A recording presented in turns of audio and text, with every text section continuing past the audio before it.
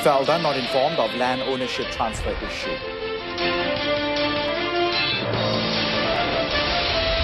Court clears Australian grandmother of drug trafficking charges.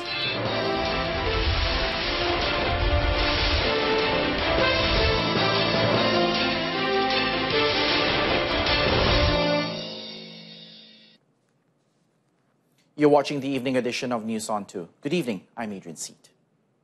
The Federal Land Development Authorities of FELDA Board of Directors were not informed of the transfer of ownership of FELDA land in Jalan Semara in Kuala Lumpur.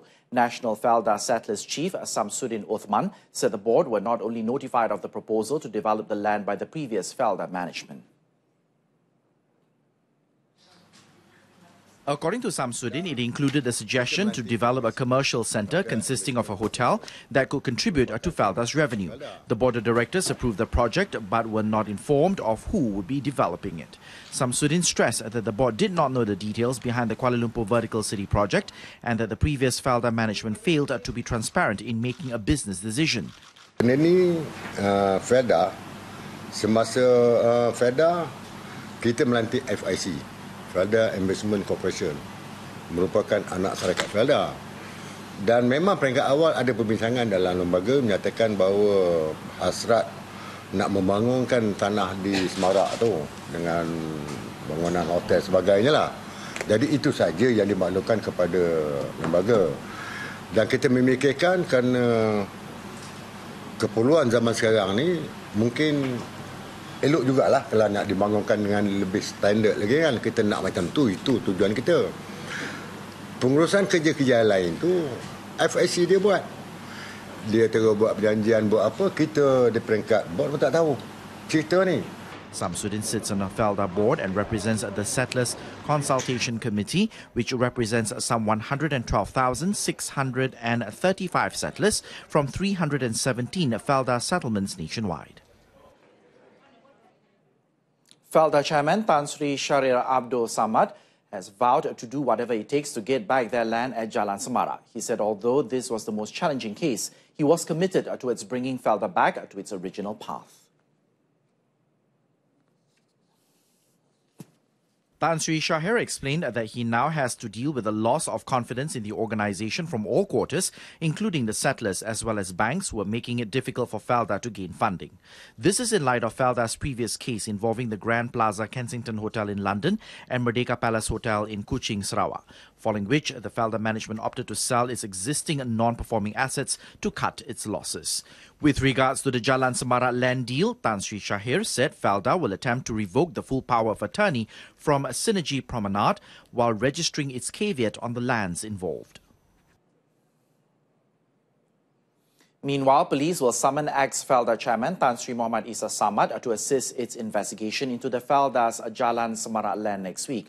Deputy Inspector General of Police Tan Sri Nur Rashid Ibrahim disclosed that police have already recorded statements from 5 people comprising FELDA officers, land office staff as well as company's Commission of Malaysia personnel over the case. According to Tan Sri Nur Rashid, police have also visited the land office to investigate the FELDA land transfer process. Investigations are expected to pick up in intensity next week when police record statements from important individuals linked to the case and obtain several key documents. So, saya ingat dalam besok atau lusa kita akan dapat percakapan daripada pengadu apabila dia berada di Kuala Lumpur. Kita akan tengok, kita akan dapat segala dokumen yang berkaitan bagaimana keputusan dibuat dan sebagainya. Dan of course lah, kalau kita tahu, memang kita tahu Tan Sri Isa ni sebagai pengurusi FELDA, dia ada kaitannya dengan keputusan untuk melabur ini, dan kita akan ambil keterangan daripada itu mesti. Tan Sri Nur Rashid added that the case is now being investigated under Section 420 and 471 of the Penal Code for fraud and falsification of documents. It was reported last week that FELDA stood to lose its hold on its strategic land in Jalan Semara, estimated to be worth more than 200 million ringgit, following dubious transactions since 2015. The land transfer is said to have taken place when FELDA Investment Corporation Sdn Bhd, or FIC, appointed a local company as the main developer on June the 3rd of 2014 and gave it full power of attorney to develop the land. In a separate development, Tan Sri Nur Rashid Nur disclosed that the Malaysia police will get in touch with their Pakistani counterparts on the case of a citizen arrested in Karachi for alleged arms smuggling. Now, he said that the 20-year-old Malaysian from Kuching, Sarawak will be prosecuted in Pakistan in accordance with Pakistani jurisprudence. But Malaysian authorities are interested to know more about the suspect's networks. So, dia tidak dapat lagi, dia akan didakwa di sana. So, itu terpulang pada pihak Pakistan nak menjatuhkan hukuman. Dan mungkin di semasa dia ditahan, kita akan berhubung dengan pihak Pakistan. Kita nak tahu apa kegiatannya. According to reports, the Malaysian suspect was detained prior to boarding a flight on Saturday after the suspicion of being a member of the Daesh terror group. PDRM also confirmed that the authorities found and seized 4 pistols, 8 magazines and 70 bullets hidden in the suspect's luggage and shoes. Police have recovered the white BMW that was used in the brutal murder of a 44-year-old man at a Taman Pelangi petrol station in Johor Bahru. Johor Police Chief Dato' Muhammad Khalil Kadir Muhammad said the vehicle was left abandoned at an oil palm estate in Air Baloi, Pontian, Johor by the suspects after the December 17th incident.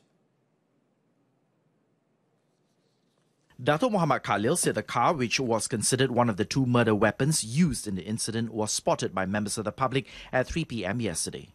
So basically, we have gone through the car by our forensic dan kita telah jumpa beberapa perkara yang mengaitkan kereta tersebut dengan kejadian. Basically, it's a positive lah kita tu. Beberapa perkara yang mengaitkan kereta tersebut dengan kejadian yang telah berlaku. Meanwhile, Dato' Muhammad Khalil said police have released 4 of the 15 suspects who were arrested during the investigations. The remaining 11 suspects, including 3 women, are still under detention to aid investigations. Police are still looking for 3 more main suspects to aid in investigations.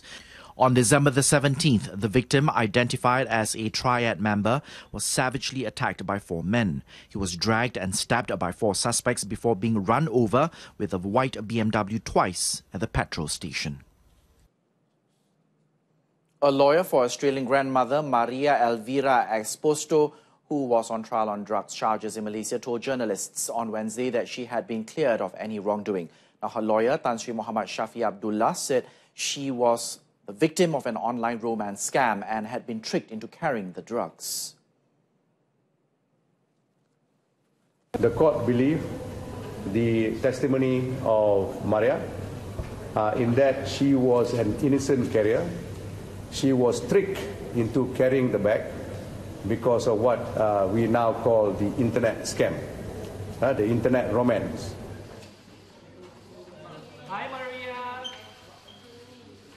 Exposto was arrested when she arrived at the Kuala Lumpur airport on December the 7th in 2014, with officials finding the drugs hidden in a bag which the 50-year-old claims that she was handed before boarding. She claimed she was handed the black backpack at the last minute and thought there was only clothes inside.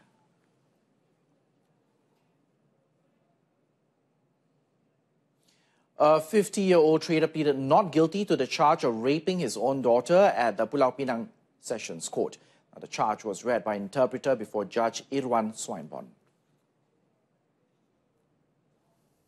According to the charge sheet, he was charged for committing the act against his 15-year-old biological daughter in their home in Air Itam, Pulau Pinang between 9:45 p.m. on 20th of December and 12:30 a.m. of 21st of December.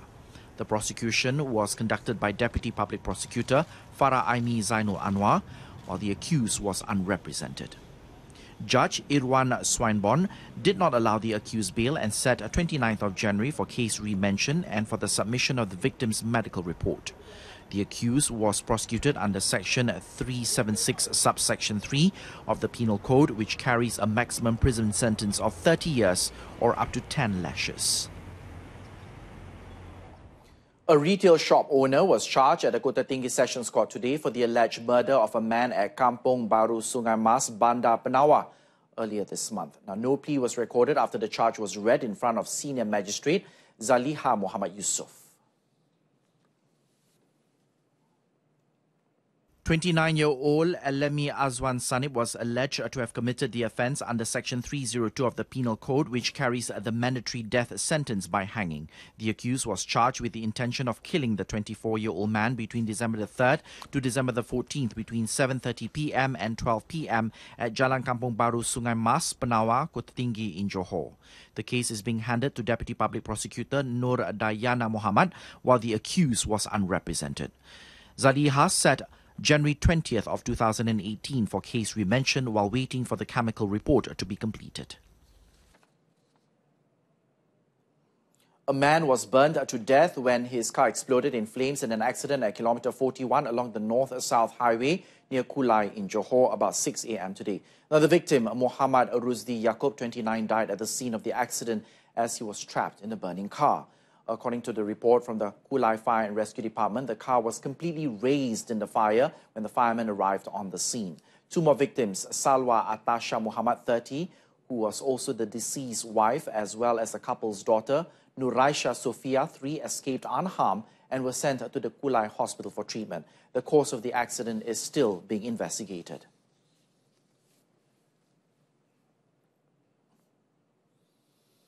The number of dengue cases are on the rise in the country as 985 cases were recorded between December the 10th to the 16th, compared to 950 cases recorded in the previous week. Now, the increase of 35 cases, which is a 3.7%, was recorded in Pulau Pinang, Johor, Perak, Kuala Lumpur, Putrajaya, Negeri Sembilan, Pahang, Sarawak, Melaka, and Perlis.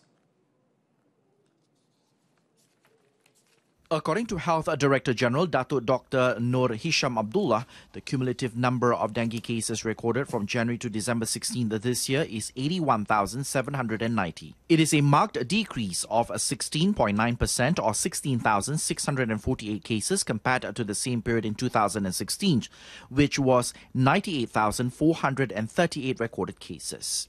One death was reported in the 50th week, bringing the cumulative dengue-related deaths to 176, compared to 230 deaths in 2016, which is a decrease of 60 dengue-related deaths. As of the 50th week, there were only 17 dengue hotspots recorded nationwide. Selangor recorded 10 hotspots, Kuala Lumpur and Putrajaya, 3 each, Pulau Pinang 2, Perak 1 and Johor 1. Now, based on past records, the trend for these rise in dengue cases usually peaks during the end of the year and the beginning of the following year.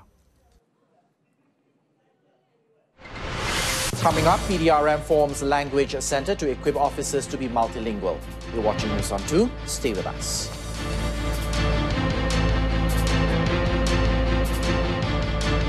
As usual, let's take a look at the latest weekly fuel price effective midnight.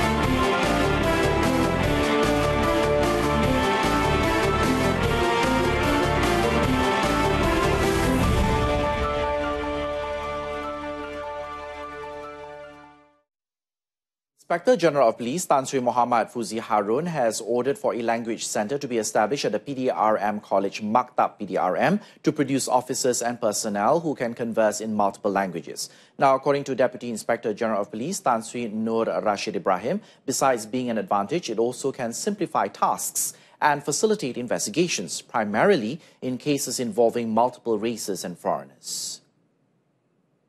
Kadang-kadang kita nak tangkap, bila kita tangkap, kita nak menjalankan soal siasat, tak boleh sebab ada breakdown dalam segi bahasa. Itu satu advantage yang besar. Kalau kita boleh bercakap Bangladesh, ini komuniti yang besar. In addition, Tan Sri Nur Rashid said that as a start, Mandarin classes will be taught at Maktab PDRM.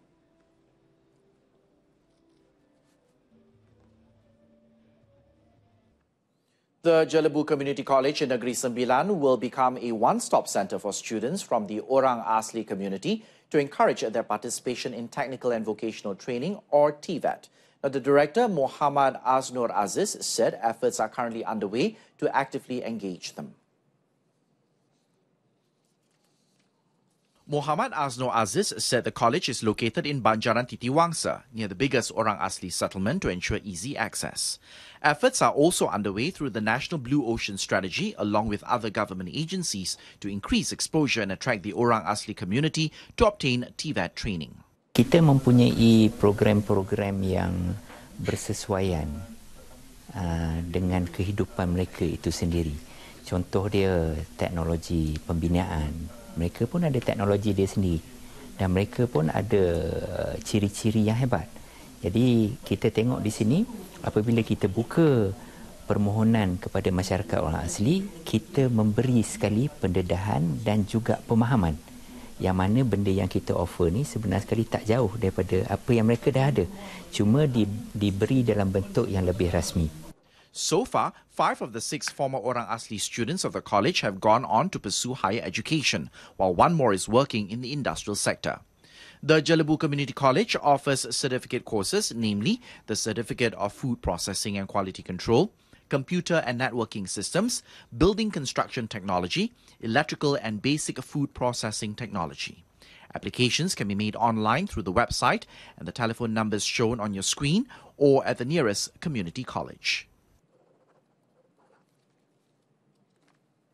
Post Malaysia Berhad is now leading the country's e-commerce industry as it transitions to handling items online. The e-commerce sector has registered a yearly increase of 47% since 2015, and the current value stands at $2.41 billion, which opens a new market for Post Malaysia. In line with the development, the Integrated Parcel Centre in Shah Alam will soon be able to increase the parcel packaging process capacity to 300,000 per day. Currently, IPC processes an average of 150,000 parcels a day, or 60% of the total number of parcels managed throughout the country. Daripada pertambahan e-commerce, pada contoh yang terdekat, kita tengok 1111 yang mana kita menerima lambakan item daripada merchant ke seluruh negara. Ini menyebabkan sampai satu masa tu kita terpaksa memproses sebanyak 200 item sehari. Itu begitu agak mencabar. In addition to expanding packaging management operations area, new machines are also being added to facilitate the process of segregation of customer packaging.